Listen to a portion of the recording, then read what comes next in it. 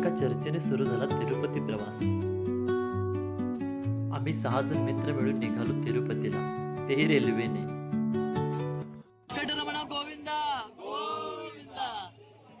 दुसऱ्या दिवशी आम्ही पोहोचलो तिरुमलाला आणि दर्शनाचा पास काढायला डायरेक्ट आम्ही निघालो विष्णू निवासमला.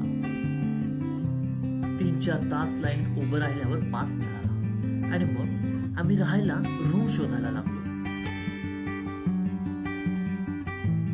रूम मिळाली आणि सगळ्यांनी थोडा वेळ आराम केला. दिवस कलायला लागला आणि संध्याकाळ प्रसन्न व्हावी म्हणून आम्ही एका मंदिराकडे निघालो.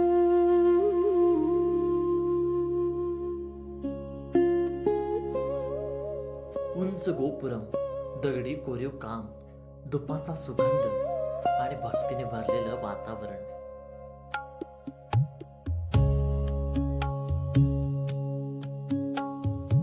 इथे पाऊल टाकताच मन शांत झाली आणि प्रत्येक दर्शनात श्रद्धेसोबत एक वेगळाच आध्यात्मिक अनुभव मिळाला.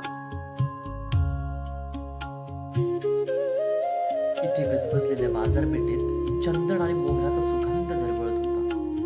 पारंपरिक वस्त्र आणि धार्मिक वस्तूंनी बाजारपेठ सजून निघाली होती.